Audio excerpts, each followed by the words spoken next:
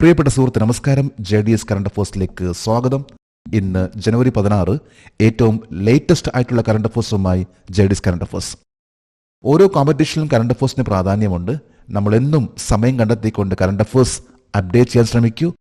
ഇന്ന് ജനുവരി 16, ഏറ്റവും ലേറ്റസ്റ്റ് ആയിട്ടുള്ള കറണ്ട് അഫേഴ്സുമായി JDS കറണ്ട് അഫേഴ്സ്.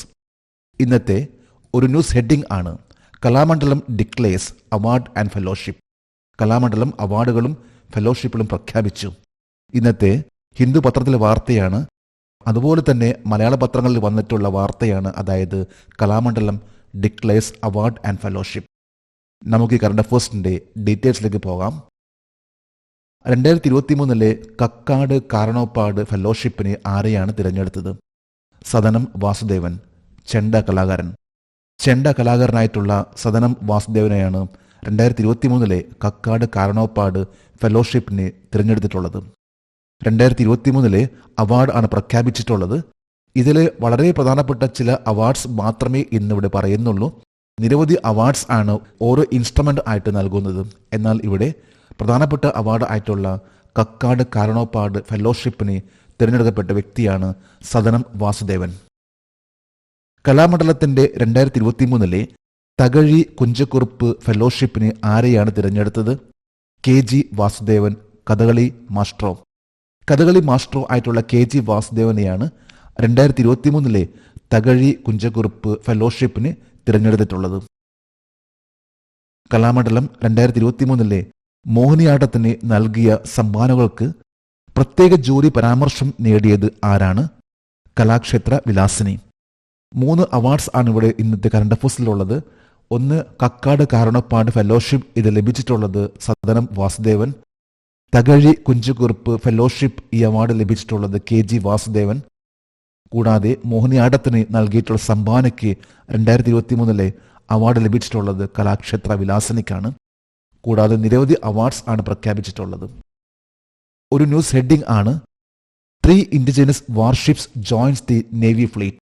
3 തദ്ദേശീയ യുദ്ധക്കപ്പലുകൾ നാവികസേനയുടെ ഭാഗമാകുന്നു.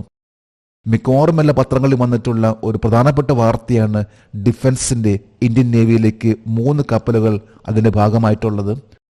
ഏതെല്ലാം കപ്പലുകളാണ് ഇതിന്റെ ഭാഗമായിട്ടുള്ളത് നമുക്ക് നോക്കാം. 2025 ജനുവരി 15 ഇന്ത്യൻ നാവികസേനയിൽ ഉൾപ്പെടുത്തിയ 3 തദ്ദേശീയമായി വികസിപ്പിച്ച കപ്പലുകളുടെ പേര്: INS നീലഗിരി, INS സൂറത്ത്, INS വാക്ഷീർ. ഇന്നലെ ജനുവരി 15 ഇന്നലെയായിരുന്നു ഇന്ത്യൻ നേവിക്ക് 3 കപ്പലുകൾ കമ്മീഷൻ ചെയ്യപ്പെട്ടിട്ടുള്ളത്. ഇതാണ് INS നീലഗിരി, INS സൂറത്ത്, INS വാക്ഷീർ. 2025 ജനുവരി 15 ഇന്ത്യൻ നാവികസേനയിൽ ഉൾപ്പെടുത്തിയ പ്രൊജക്ട് 75 അവസാന അന്തർവാഹിനി ഏതാണ്? INS Vagsheer. Project 75I, project 75 India, ഇതനുസരിച്ച് 6 അഡ്വാൻസ്ഡ് ഡീസൽ ഇലക്ട്രിക് സബ്മറൈൻസ് ആണ് നിർമ്മിക്കുന്നത്. ഏറ്റവും ലാസ്റ്റ് ആയിട്ടുള്ള അന്തർവാഹിനിയാണ് INS വാക്ഷീർ. ആദ്യത്തേത് INS കൽവാരിയായിരുന്നു. പിന്നീട് INS Khanderi, INS Karanj, INS വേല, INS വഗീർ, അവസാനത്തേത് INS വാക്ഷീർ. 1997 ഇതിന്റെ പ്രൊജക്ടിന്റെ ആരംഭം.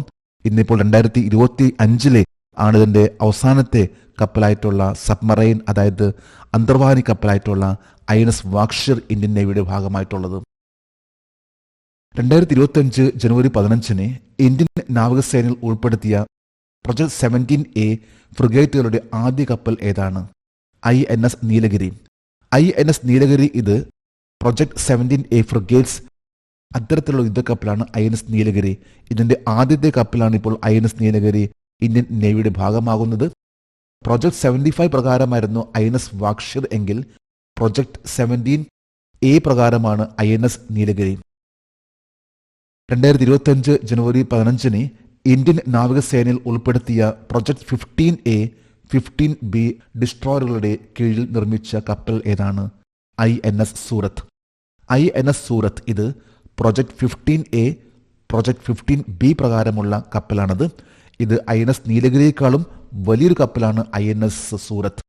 3 കപ്പലാണ് ഇപ്പോൾ ഇന്ത്യൻ നേവിയുടെ ഭാഗമായിട്ടുള്ളത്. ഇതിൽ ഒന്ന് അന്തർവാഹിനി കപ്പലാണ്, അത് INS വാക്ഷീർ ആണെങ്കിൽ മറ്റ് 2 കപ്പലുകൾ ഡിസ്ട്രോയേഴ്സ് ആണ്, യുദ്ധക്കപ്പലുകളാണ്. ഒന്ന് INS നീലഗിരിയും മറ്റൊന്ന് INS സൂറത്താണ്. ഒരു ന്യൂസ് ഹെഡിംഗ് ആണ് Google backed pixel launches India's first private satellite constellation. Google പിന്തുണയുള്ള പിക്സൽ ഇന്ത്യയുടെ ആദ്യത്തെ സ്വകാര്യ ഉപഗ്രഹ നക്ഷത്ര സമൂഹം വിക്ഷേപിച്ചു. ഇന്ത്യയിലെ ആദ്യത്തെ പ്രൈവറ്റ് സാറ്റലൈറ്റ്സ് ആണ് ഗൂഗിൾ സപ്പോർട്ട് ചെയ്തിട്ടുള്ള പിക്സൽ ലോഞ്ച് ചെയ്തിട്ടുള്ളത്. നമുക്ക് ഈ കറണ്ട് അഫയേഴ്സിന്റെ ഡീറ്റെയിൽസിലേക്ക് പോകാം. ബാംഗ്ലൂരുവിൽ നിന്നുള്ള ഏത് സ്റ്റാർട്ടപ്പ് കമ്പനിയാണ് 3 ഉയർന്ന റെസൊല്യൂഷൻ വാണിജ്യ ഹൈപ്പർ സ്പെക്ട്രൽ ഉപഗ്രഹങ്ങൾ വിജയകരമായി വിക്ഷേപിച്ചത്? പിക്സൽ. ഗൂഗിൾ സപ്പോർട്ട് ചെയ്യുന്ന ഒരു സ്റ്റാർട്ടപ്പ് കമ്പനിയാണ് പിക്സൽ. ഇത് ബാംഗ്ലൂരിലാണ്. ഈ ഒരു സ്റ്റാർട്ടപ്പ് കമ്പനിയാണ് 3 high resolution commercial hyper spectral satellites ഇത് ലോഞ്ച് ചെയ്തിട്ടുള്ളത്. ബാംഗ്ലൂരു സ്റ്റാർട്ടപ്പ് പിക്സലിന്റെ 3 ഉയർന്ന റെസൊല്യൂഷൻ വാണിജ്യ ഹൈപ്പർ സ്പെക്ട്രൽ ഉപഗ്രഹങ്ങൾ വിന്യസിച്ചത് ഏത് വിക്ഷേപണ വാഹനമാണ്? SpaceX transporter 12. എലൻ മസ്കിന്റെ സ്പേസ് എക്സ് എന്ന കമ്പനി, ഈ കമ്പനിയിലെ ട്രാൻസ്പോർട്ടർ 12 എന്ന ലോഞ്ച് വെഹിക്കിൾ ആണ് ഗൂഗിൾ സപ്പോർട്ട് ചെയ്തിട്ടുള്ള പിക്സൽ എന്ന കമ്പനി 3 high resolution commercial hyper spectral satellites launch ചെയ്തിട്ടുള്ളത്. ബാംഗ്ലൂരു സ്റ്റാർട്ടപ്പ് പിക്സലിന്റെ 3 ഉയർന്ന റെസൊല്യൂഷൻ വാണിജ്യ ഹൈപ്പർ സ്പെക്ട്രൽ ഉപഗ്രഹങ്ങൾ എവിടെ നിന്നാണ് വിക്ഷേപിച്ചത്? Vandenberg space force base in California. കാലിഫോർണിയയിലെ വാൻഡൻബർഗ് സ്പേസ് ഫോഴ്സ് ബേസ് ആണ് സ്പേസ് എക്സിന്റെ ട്രാൻസ്പോർട്ടർ 12 വഴി 3 ഉപഗ്രഹങ്ങൾ പ്രൈവറ്റ് സാറ്റലൈറ്റ്സ്, അതായത് ബാംഗ്ലൂരിലെ ഒരു സ്റ്റാർട്ടപ്പ് കമ്പനിയായിട്ടുള്ള പിക്സലിന്റെ 3 സാറ്റലൈറ്റ്സ് വിജയകരമായി വിക്ഷേപിച്ചിട്ടുള്ളത്. ബാംഗ്ലൂർ ആസ്ഥാനമായുള്ള പിക്സൽ സ്റ്റാർട്ടപ്പ് കമ്പനിയുടെ 3 ഉപഗ്രഹങ്ങൾ ഏത് മേഖലയിലാണ് ശ്രദ്ധ കേന്ദ്രീകരിക്കുന്നത്? കൃത്യമായിട്ടുള്ള നിർണായക കാലാവസ്ഥയും ഭൂമിയും ഉൾക്കാഴ്ചകൾ, അതായത് precise critical climate and earth insight. ക്ലൈമറ്റിനെ കുറിച്ചും ഭൂമിയിലേക്കുള്ള കൃത്യമായിട്ടുള്ള ഒരു അറിവ് ലഭിക്കുന്നതിന് വേണ്ടി ഉള്ള ഒരു സാറ്റലൈറ്റ്സ് ആണ് ഇപ്പോൾ വിക്ഷേപിച്ചിട്ടുള്ളത്. ഇത് ക്ലൈമറ്റ് ആൻഡ് എർത്ത് ആയി ബന്ധപ്പെട്ട 3 സാറ്റലൈറ്റ്സ് ആണത്. ഒരു കറണ്ട് അഫയേഴ്സിന്റെ ഹെഡിംഗ് ആണ് cricket. India women register largest ever win against Ireland in 3rd one day international clinch series 3-0. അയർലൻഡിനെതിരായിട്ടുള്ള 3ാം ഏകദിനത്തിൽ ഇന്ത്യൻ വനിതകൾ ഇതുവരെയുള്ള വെച്ച് ഏറ്റവും വലിയ വിജയം നേടി, പരമ്പര 3-0 നേടി.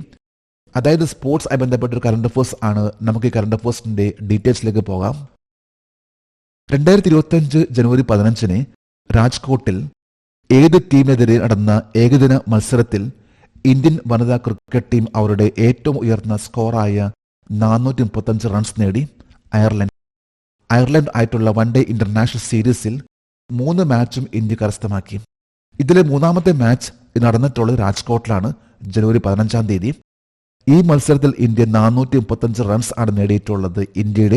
ഇന്ത്യൻ വനിതാ ടീമിന്റെ ഏറ്റവും ഹയസ്റ്റ് ആയിട്ടുള്ള ഒരു സ്കോർ ആണ് 435 റൺസ് ഇത് നേടിയിട്ടുള്ളത് അയർലൻഡിന് എതിരെയുള്ള മത്സരത്തിലാണ് ജനുവരി 15. വനിതാ ഏകദിന മത്സരത്തിൽ അയർലൻഡിനെതിരെ ഏറ്റവും ഉയർന്ന സ്കോർ നേടിയ ടീം ഏതാണ്? ന്യൂസിലാൻഡ് 2018 494 ഒരു വിക്കറ്റിന്. ഇത് ഏറ്റവും കൂടുതൽ ഹയസ്റ്റ് സ്കോർ നേടിയിട്ടുള്ള വനിതാ ടീം എന്ന് പറയുമ്പോൾ അത് അയർലൻഡിനെതിരെ ന്യൂസിലാൻഡ് ആണ്. 2018 494 ഒരു വിക്കറ്റ് നഷ്ടത്തിൽ.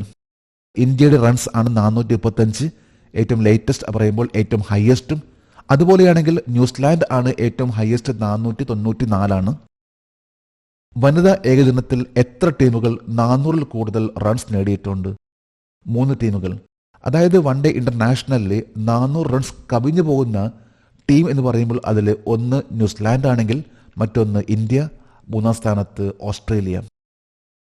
2025 ജനുവരി 15 രാജ്കോട്ടിൽ നടന്ന വനിതാ ഏകദിനത്തിൽ അയർലൻഡിനെതിരെ ഇന്ത്യക്കായി ഏറ്റവും വേഗതയേറിയ ഏകദിന സെഞ്ചുറി നേടിയത് ആരാണ്? സ്മൃതി മന്ദാനയാണ്. ഈ കഴിഞ്ഞ ജനുവരി 15, അതായത് ഇന്നലെ, അയർലൻഡിനെതിരെ നേടിയിട്ടുള്ള ഏറ്റവും ഹയസ്റ്റ് സ്കോർ.